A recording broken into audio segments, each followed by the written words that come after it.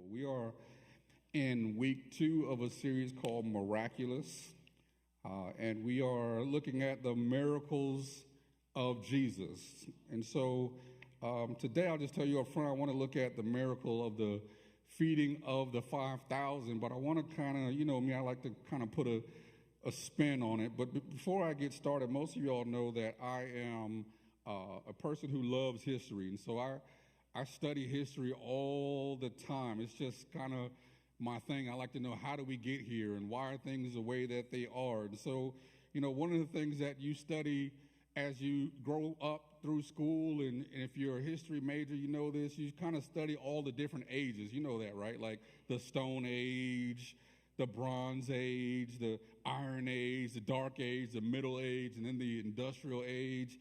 But I've been finding myself studying recently what I call the age of outrage. Because let's be honest, so many of us are mad, and there is validity to some of the anger that many of us have. We live in the age of outrage. But Jesus asked this question that I want to start off with, because many of us, if the truth be told, and maybe I can do a straw poll, this is a safe place. So if anybody judges you for raising your hand, just come see me and I'll take care of them. But can we just be honest, and can we be transparent this morning? In this age of outrage, how many of us, okay, you ready, have been mad at God? Some of y'all don't want to raise your hand because you think he's going to strike you with lightning. It's cool, it's cool. Jesus asked this question because, can I just put you in good company? You and I are not the only people who have been angry with God. Jesus says this in John 6, verse 61. He says, "Does this offend you?" It talks about him knowing that his disciples were complaining.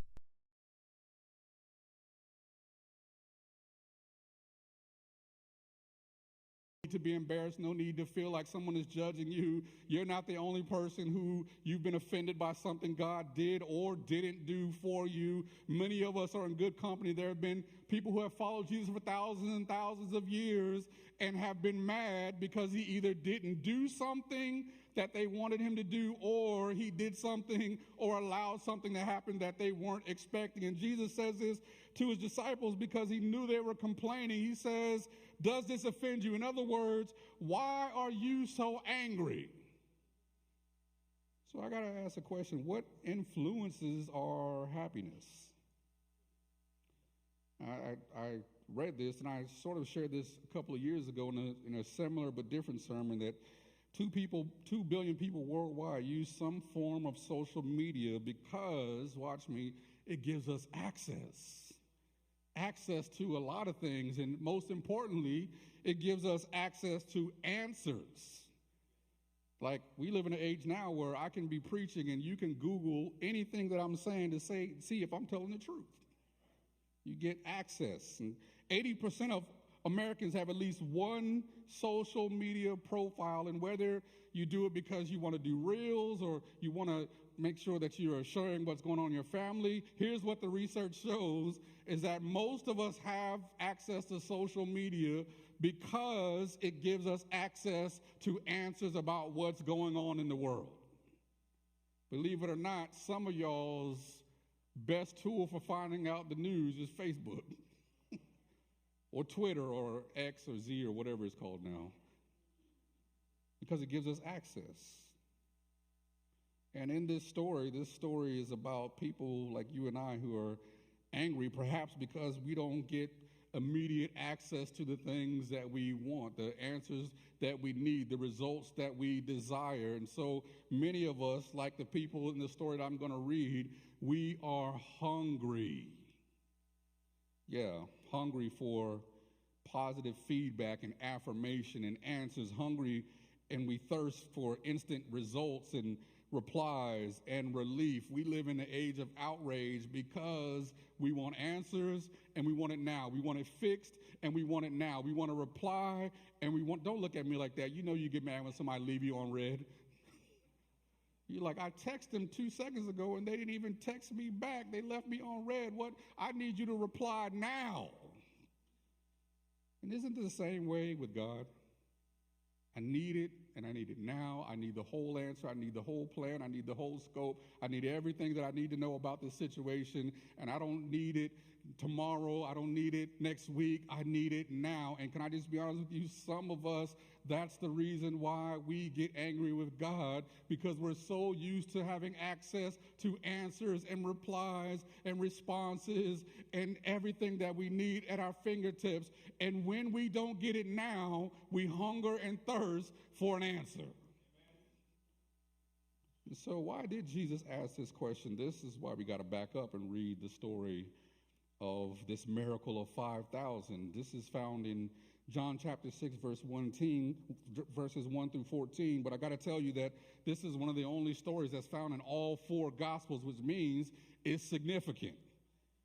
And this is what John's version says. He says, after this, Jesus crossed over to the far side of the Sea of Galilee, also known as the Sea of Tiberias.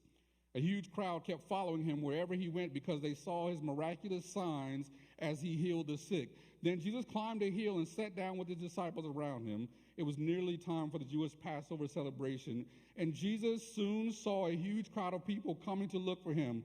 Turning to Philip, he asked, where can we buy bread to feed all these people? He asked Philip.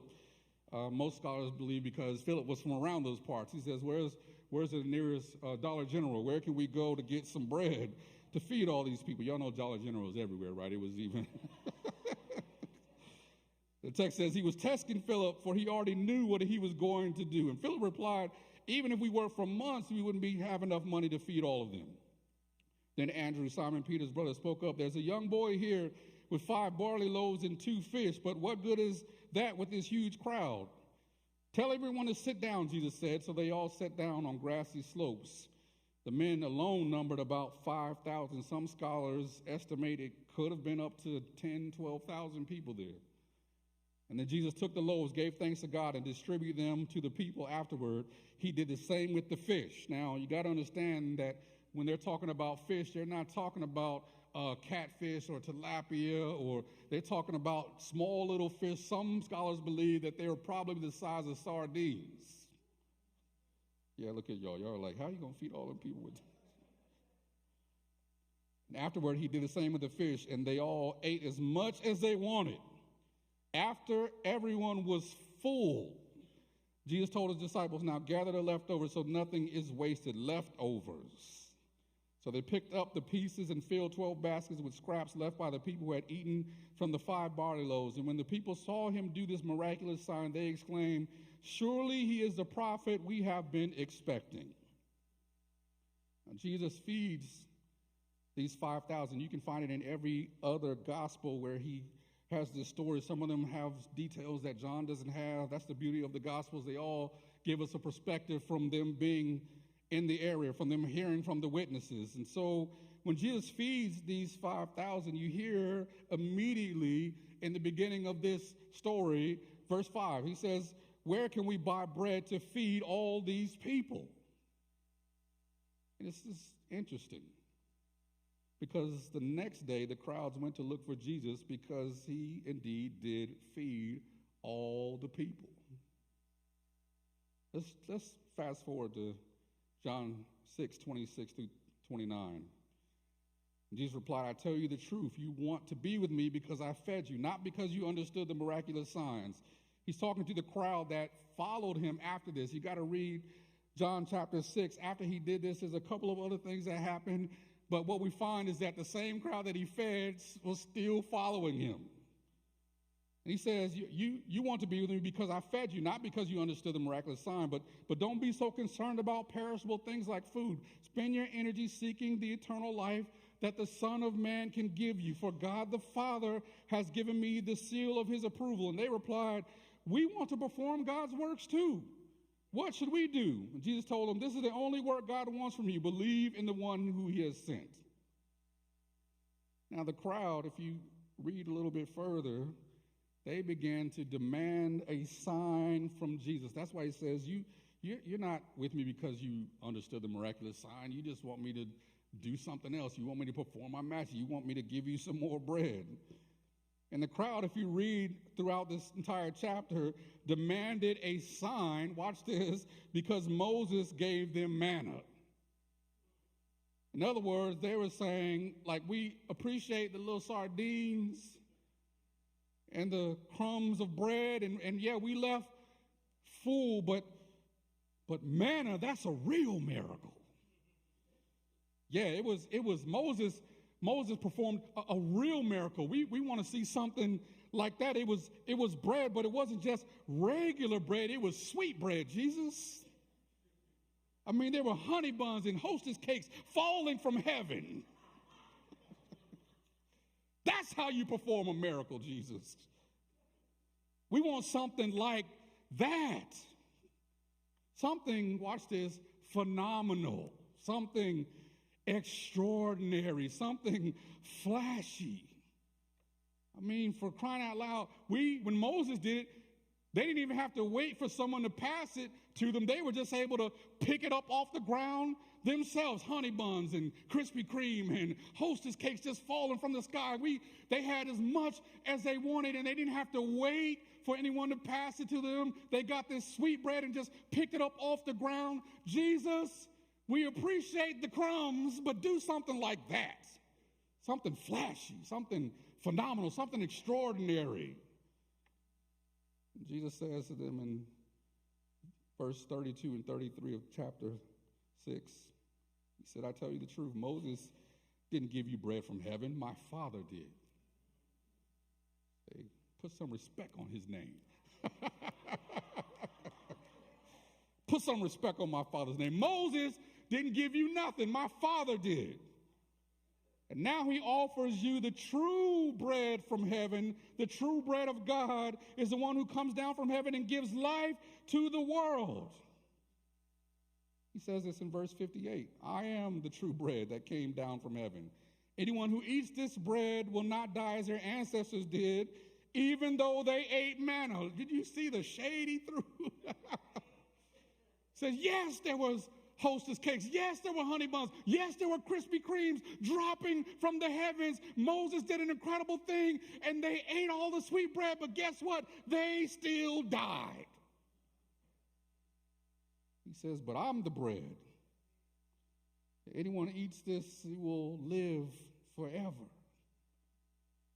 And Jesus insisted that he was the bread sent from heaven because the crowd that he fed was still following him, watch me, because they were angry. See, humanity, can I say this, is hungry. Jesus says something that is hard for them to hear. But can I be honest, their offense, their anger didn't start with what he said. Their anger started because they were starving. Most of y'all know what that's like, right? When you really hungry, you get what we call hangry, where I'm hungry and angry.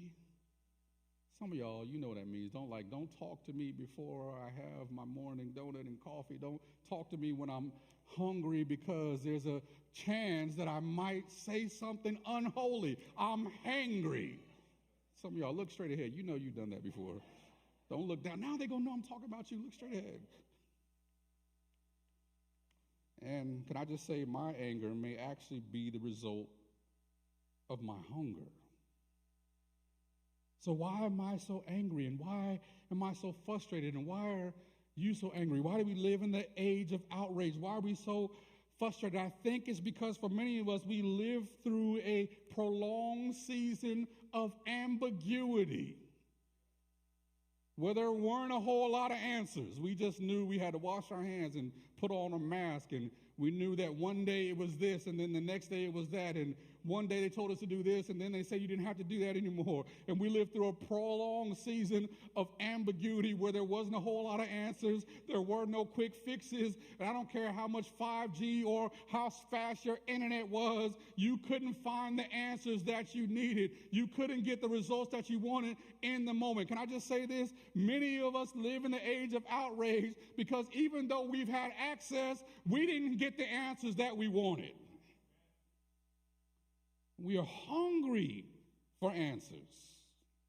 for results, for replies, for something to be done about this situation. Come on now, I'm not just talking about COVID. You know what I'm talking about, whether it's your finances, your family, or that thing on the job, whether it's a situation in your community or something going on in your church. We want replies. We want a response. We need an answer. God, fix it now, and I want the whole thing fixed. I just say this, that my journey in battling cancer, if I'm going to be honest with you, has been extremely frustrating. Most recently, my wife and I got some, I guess I could say, ambiguous news, where I'm told now, and I think I shared this before, I got to do radiation on the lung, and because of its spot, they can't surgically remove it or they would risk both lungs. And so my surgeon told me that, well, we can't necessarily go in and remove the original tumor because the whole point of surgery is to remove all of the cancer. And if you can't get all of it, there's no point in making you go through a difficult surgery. And so now we think what we can do is kill that with radiation. And there's some hopeful news. There's some new drugs that are coming out that'll be released next year, and you're the perfect candidate. And can I just be honest with you? When I went to the office, that is not what I wanted to hear. That is not the answer that I was looking for. It was just another piece of the equation, another part that I had to go through, another part of the process. And can I be honest with you? Well, every time I go in, I want the dose that can kill all of this stuff now. Hungry for answers, hungry. Can I be honest with you? It quite honestly made me angry, not with them, but with God. I've been dealing with this long enough. Give me the dose that's going to kill all of this now. I want to go and do an MRI and them tell me it's gone. I want to wake up and it miraculously have left my body. I want it all fixed. Come on now, I'm not the only person who has something in your life where you got, God, I've been dealing with this so long, and it's been a piece of this and a piece of that and a portion of this, and I've been going through this process. God, when are you going to fix the whole thing? I need all of it gone. And so we're angry.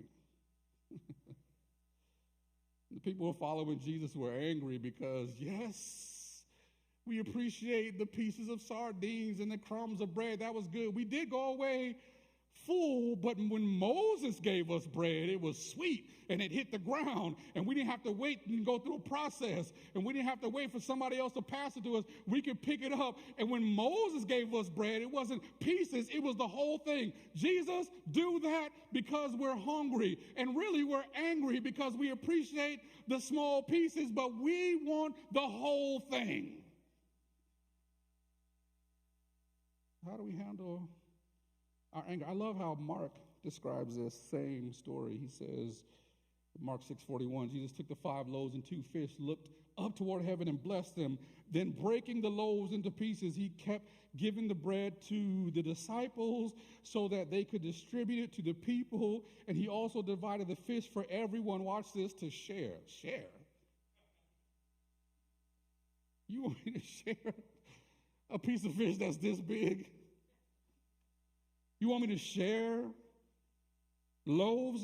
And maybe the reason why they were angry is the same reason why we're angry, is because we're hungry for answers. We're hungry for a response. We're hungry for results. We're hungry, watch me, for a resolution. I've been dealing with this for 2 years and 3 years. Anybody in here feel me? I've been dealing with this for 6 years. I've been dealing with this for 10 years. Lord, I've been dealing with this for 20 years, and I don't want pieces. I want the whole healing. I want the whole restoration. I want my whole marriage. I want my whole finances. God, I don't have time for pieces. I want the whole thing, and I'm hungry because I'm angry. I'm angry because I'm hungry. Can I tell you what helped me? Maybe this will help you, is learning, watch this, only 2 points I'm going to make, then I'm going to sit down. Sometimes, watch me, miracles are a process. Yeah, even if you go back and read the miracle of God splitting the Red Sea, if you really read it, most of us have thought it was instantaneous, but if you read the story, it says that the wind pushed the sea back all night. it didn't happen overnight. It happened through the night, that there were some things that God had to put in process. And what I'm learning is that sometimes miracles are a process. Yeah, the fish and the bread didn't magically show up in the hands of the hungry. There's maybe 10 or 12,000 people, and Jesus, who is God, who has all power in his hands, he could have snapped his fingers and a fish basket with some fries and slaw could have just dropped in everyone's lap, and they could have started eating immediately. I mean, he could have just said, let there be fish. And everybody gets to eat right now. Nobody has to wait. Nobody has to have crumbs. Nobody has to wait for somebody else to pass it. Jesus could have done it immediately, but the fish and the bread didn't magically show up in the hands of the hungry. He didn't supernaturally fill their stomachs. Even though he's God, he can do anything. When he found out that people were hungry, he could have snapped his fingers and supernaturally filled their stomachs without them even having to eat a bite or a morsel. But he didn't do that. Jesus even has the audacity, watch this, to not even expedite the distribution. Did you catch what Mark says? That he took the bread, he broke the loaves into pieces, and he kept giving the bread to the disciples so that they could distribute it. And it was a slow and grueling process of blessing and breaking and blessing and breaking and blessing and breaking and passing to the disciples. And the disciples are passing to the people. And the person next to you got to pass the crumb to you. All the way till it got to the 12,000 person. Jesus didn't even expedite the distribution of the bread. It says he broke it, blessed it, passed it, and the disciples passed it to the people, who passed it to the people, who passed it to the people. Can you imagine if you're number 12,000? How long you got to wait just to get a piece of bread? You didn't even give me the whole loaf or the whole fish. I got a piece of bread and a quarter of a sardine. And somehow in this process, the text says everybody went away full. You know, I'm learning in my own journey. I get frustrated with God because I want that dose that's going to fix it now. I want that appointment that's going to give me the answers now. I want something that they can say to me that's going to say, by next Tuesday, you'll be done. God, I need you to give me the whole thing. But I'm learning that sometimes the miracles that God is working in your life is a part of a process. That in him addressing your anger and your hunger, he's blessing it. He's breaking it. He's passing it. And you get a piece of your healing today. And you get a piece of your healing tomorrow. And you get a piece of restoration today. And you get a piece of restoration. And there's a process to the miracle. Here's the second thing I'm learning. I don't mind if I just preach about me. Hopefully this will bless you. I'm just talking about what me and God have been talking about. Sometimes miracles are a process, but then sometimes miracles or answers come in pieces. I already said this, but no one got a whole fish. No one got a whole loaf of bread. Even though Jesus could have just multiplied those loaves and created 12,000 loaves of bread and 12,000 pieces of fish, he says that he broke it and he passed it, and the people ate the pieces. Pieces, God? See, even though no one got a whole piece of bread or a whole piece of fish, no one walked away hungry. What Jesus gave them seemed broken, but it was blessed. Some of the partial answers that you've been getting, some of the partial progress that you've been making, some of the things that are not going as quickly as you would like it to be, it seems fragmented, but can I just tell you, fragmented faith is still faith. No one got a whole piece of bread. No one got a whole piece of fish. And it seemed like what they were being distributed was broken up crumbs and pieces of what they wanted, and pieces of the answers, and pieces of their healing, and pieces of their restoration, and pieces of forgiveness, and pieces of grace. But no one left hungry. I'll just tell you this. As long as we allow our circumstances to pass through the hands of Jesus, whatever we receive, whenever we receive it, is enough to replace our anger with peace and our hunger with fulfillment.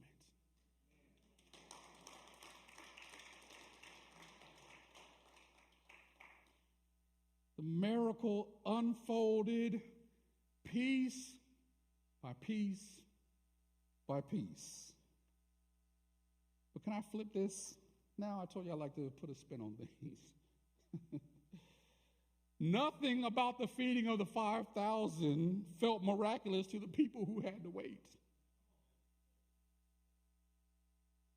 Now, we read this story, and it's great. Jesus did his thing. He broke the bread, and it never ran out. But can you imagine being in that crowd and waiting for Jesus, waiting on God to bless you, waiting on God to fix that thing, and when it's finally your turn, and the person next to you passes you something, you only get a piece?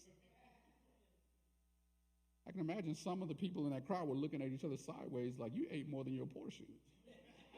You know how we are.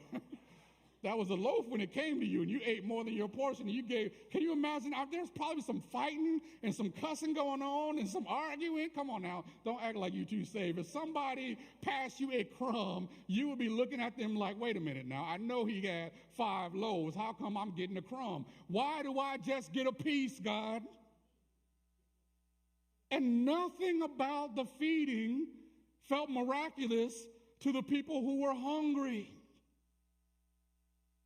It wasn't spectacular like manna dropping from the sky. This is why they were still following Jesus, and they were still angry. And Jesus says, why does this offend you? You got what you came for. And if you really want something, then you need to eat the bread of life. But can I tell you, it didn't feel miraculous to them. It wasn't spectacular like manna dropping from the sky. It wasn't phenomenal like Jesus just dropping a fish plate in their lap. And it wasn't phenomenal like him supernaturally filling their stomachs. It wasn't extraordinary. Can I just say this? It wasn't flashy. It wasn't sexy. It was broken pieces of crumbled up bread. By the way, that somebody else put their hands all on. I don't know about that. Like there wasn't no hand sanitizer. I don't know if I'm not that hungry. I don't know. It's going to pass through 8,000 different hands. I'm not. Never mind. I'll just go find something else to eat. I'm tripping. Y'all stop laughing. It wasn't flashy. It wasn't phenomenal. Didn't feel like a miracle at the time. It wasn't extraordinary. It was just broken pieces of bread being passed out slowly from person to person to person. Can I just say this to you? Sometimes God's greatest miracles don't feel phenomenal in the moment. Sometimes God's greatest miracles don't feel flashy.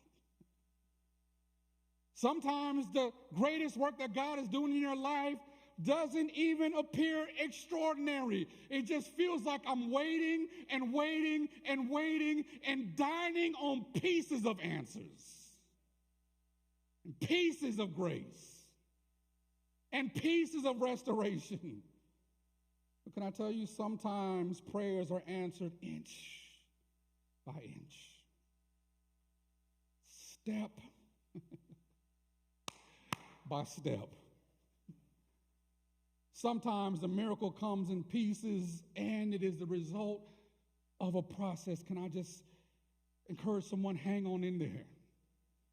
I know you want all the answers now. I know you want all the results now. I know you want that thing to be fixed now. God, I've been dealing with this for a long time. I need an extraordinary, flashy, phenomenal miracle. I want to wake up tomorrow and everything be fixed. I want to wake up tomorrow and my broken heart be healed. I want to wake up tomorrow and my marriage be better. I want to wake up tomorrow and my bank account be full. But sometimes God's greatest miracles come inch by inch. Step by step. Sometimes I'm learning healing comes second by second, minute by minute, hour by hour, day by day, doctor visit by doctor visit, treatment by treatment. It doesn't feel phenomenal when I'm sitting in a chair. It doesn't look spectacular. It doesn't sound extraordinary, but it comes in pieces. And it's delivered by a process. Sometimes restoration doesn't come instantly. Doesn't feel phenomenal. You don't get this overwhelming, warm feeling about it. Doesn't look spectacular. I'm just sitting there amongst 11,999 other people waiting for my peace. That's why it's important that you put one foot in front of the other every single day. Because it happens day after day. Prayer after prayer. Don't stop praying. Sunday after Sunday. Song after song that we sing. Despite how it looks, feels, or sounds, know that the pieces are plenty. The pieces are working.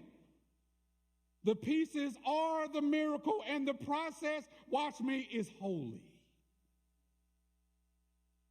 That's why Jesus, when he taught his disciples to pray, he said, give us this day